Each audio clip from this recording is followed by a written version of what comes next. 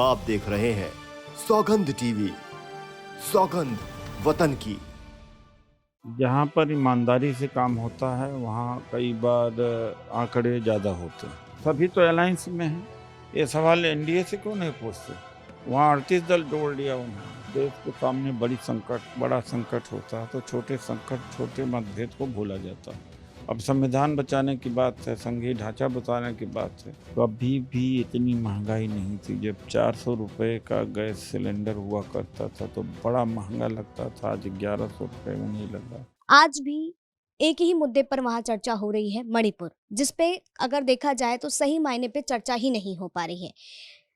एक तरफ कहना है कि हम विपक्ष हमको चर्चा करने का मौका नहीं देता है, तो विपक्ष ये आरोप लगा रहा है कि सरकार चर्चा करनी नहीं चाहती। आपसे जानना चाहेंगे, पहले तो आप इस घटना को किस तरीके से देखते हैं? और जिस तरीके से सदन में लगातार वार-पलटवार का सिलसिला चल रहा है, इस पर क्या तथ्य आपके? देखिए 80 दिन, 82 या 85 दिन हो गया और 4 मई को भीड़ ने महिलाओं को निर्वस्त्र किया, मर्डर किया, रेप किया। प्राइम मिनिस्टर, चीफ मिनिस्टर को पता था। पुलिस के कस्टडी से उनको छुड़ा करके भीड़ ले गई थी, वो सब किया। और जब चीफ जस्टिस ऑफ इंडिया ने धमकाया कि हम खुद कार्रवाई करेंगे, तब मोदी जी बोल पड़े और वीडियो जब वायरल हुआ तो मणिपुर के ऊपर ये चर्चा ही नहीं कर रहे हैं। जब मणिपुर की बात आती तो छत्तीसगढ़ का और राजस्थान का बात कह करके डाइवर्ट करते हैं। क्या छत्तीसगढ़ राजस्थान में लाखों लोग विस्थापित हो गए हैं? क्या 400-300 चर्चें जला दिए गए हैं? क्या 150 लोग मार दिए गए हैं? क्या ऐसा भीड़ ने निर्वस्त्र करके महिलाओं को घुमाया है? क्या रोज मर्डर हो रहा है? तो ये बहस करना ही नहीं चाहते हैं, इसलिए विपक्ष दिया नो कॉन्फिडेंस मोशन। उसमें कम से कम विस्तृत चर्चा भी तो होगी, लेकिन एक आशंका यह है कि मोदी जी झूठ बोलेंगे, वहां भी शब्दों की बाजीगरी करेंगे, मुद्दे पर नहीं आएंगे। नेहरू नेहरू जी को, गांधी जी को ब्लेम करेंगे और इधर की बात उधर की बात करेंगे। यह भी पूरी तरह से उम्मीद है, कभी मुद्दे पर बोलते ही नहीं और मूर्ख बनाते हैं लोग को। लेकिन हम वहाँ चर्चा करेंगे। हर पार्टी का एक पॉइंट ऑफ व्यू आए वहाँ पर कि कैसे मणिपुर में जो हिंसा हो रही है उसको रोका जाए। केंद्रीय मंत्री स्मृति ईरानी ने इस पर जो है काफ़ी बयान दिया है और उन्होंने सबसे बड़ा इस घटना को राहुल गांधी से जोड़ते हुए कहा है कि राहुल गांधी के वहाँ जाने के बाद ही वहाँ पर और चीज़ें जो हैं बिगड़ गईं, हालात बिगड़ गए और इस तरह की घटनाएं हुई। देखिए ऐसे आदमी का जो इतना नीचे स्तर पर गिर करके बोले और झूठ बोले और जो नाटक में रहा हो, थिएटर में रहा, उसका जवाब देना लायक मैं नहीं समझता हूँ। आपसे भी जानना चाहेंगे कि कुछ कांग्रेस के सांसद हैं जो मणिपुर का रुख करने जा रहे हैं, वहाँ पर हालात को देखने के लिए जा रहे हैं। उस पर आपकी क्या कुछ राय है? जाना चाहिए, सभी पार्टियों को जाना चाहिए, इकट्ठा होकर जाना चाहिए। शांति, वहाँ बंकर बने हुए हैं ये दो समुदायों के बीच में, जैसे लगता है कि दूसरे देश से युद्ध हो रहा है और एक बट गए हैं लोग और मामला फैल गया है। मिजोरम, नागालैंड, असम और मेघालय तक पहुंच गया है। अगर बात की जाए तो राजस्थान को सबसे ज़्यादा महिला वुमेन्स क्राइम्स के लिए देखा जा रहा है। सबसे ज़्यादा दुष्कर्म के मामले वहाँ पर ज़्यादा आते हैं और इसके लिए बीजेपी का कहना है कि इस पर क्यों चुप्पी साधे है कांग्रेस। देखिए ऐसा है कि जहाँ पर ईमानदारी से काम होता है वहाँ कई बार आंकड़े ज़्यादा होते हैं। और मान लीजिए जैसे उत्तर प्रदेश में कुलदीप सेंगर के मामले में, हाथरस की लड़की, उसके मामले में एफआईआर ही दर्ज नहीं कर रहे थे। तो जब एक होता है मौखिक रूप से निर्देश देना कि वो मुकदमे ही नहीं दर्ज करेंगे तो जो नंबर है, संख्या है, कम हो सकती है।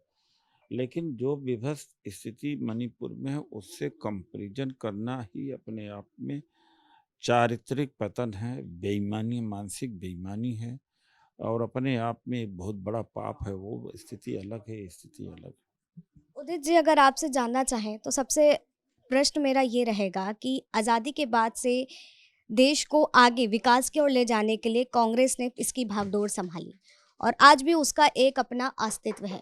लेकिन जिस तरीके से आज के समय देखा जाए, उसने गठबंधन किया तमाम पार्टियों से, तो इसकी ज़रूरत क्यों आन पड़ी? क्या कांग्रेस अपने आप को कहीं न कहीं कमज़ोर समझ रही थी अकेले लड़ने के लिए? फिर सभी तो अलायंस में है। ये सवाल एनडीए से क्यों नहीं पूछते? वहाँ 38 दल जोड़ लिया उन्होंने। ये आज से थोड़ी चल रहा, 90 से चल रहा। कोई नई बात थोड़ी है कि जो पूछ रहे हैं आप।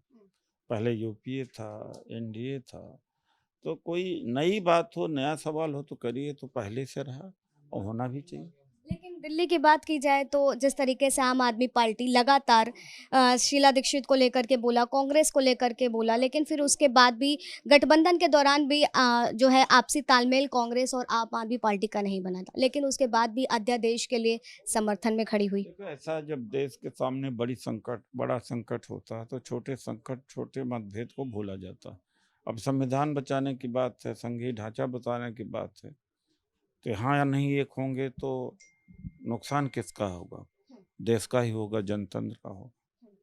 देखिए, आखिरी सवाल लेंगे उदित जी।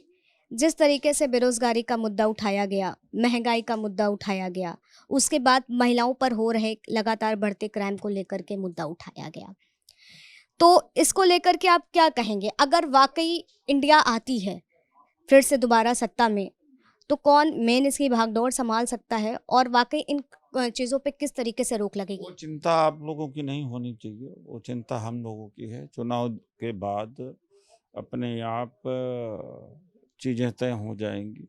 उसके पहले की स्थिति है। और दूसरी बात है कि कभी भी इतनी महंगाई नहीं थी। जब 400 रुपये का गैस सिलेंडर हुआ करता था तो बड़ा महंगा लगता था, आज 1100 रुपये में नहीं लग रहा। तो महंगाई चरम सीमा पर है। हम लोग सब मिलकर के लड़ेंगे, इनको हराएंगे। उसके बाद में प्रधानमंत्री कौन बनेगा परिस्थिति के हिसाब से तय करेंगे। उदित जी, अगर बात की जाए तो संसद में आज ऐसी भी चीज़ें निकल करके सामने आई हैं जिसमें कहा गया है कि जो भारतीय जनता पार्टी की तरफ से अगर नितिन गडकरी बात करेंगे तो ही हम सुनेंगे, नहीं तो हम किसी को चर्चा नहीं करने देंगे। अगर बात की जाए तो नितिन गडकरी को लेकर के भी विपक्ष की तरफ से हमेशा अच्छी खबरें सुनने को आती हैं, उनका पक्ष लेते रहते हैं। ऐसा क्या दिखता है नितिन गडकरी में क्योंकि उनको लेकर के इस तरीके की चीज़ें कांग्रेस की तरफ से कही जाती हैं? ये झूठ नहीं इतना बोलते हैं और व्यक्तिगत तौर से अच्छे व्यक्ति हैं, विकास वाले व्यक्ति हैं, नफरत नहीं फैलाते हैं। अच्छी बात है। वो बेहतर विकल्प होंगे। मोदी जी से बहुत बेहतर देश के लिए प्रधानमंत्री के कैंडिडेट होंगे। तो हमारे साथ उदित जी जुड़े हुए थे जिन्होंने तमाम चीज़ों के जो हैं जवाब दिए और कहीं ना कहीं ये भी बताया कि आने वाला समय किस तरीके से देखा जा रहा है और अगर नरेंद्र मोदी जी की जगह चेहरा नितिन गडकरी जी होते तो वाकई चीज़ें और बदलती और काम धरातल पर दिखता। फिलहाल तब तक के लिए आप बने रहे सौगंध टीवी पर। कैमरा पर्सन रोहित के साथ आस्था तिवारी। आप देख रहे हैं सौगंध टीवी, सौगंध वतन की।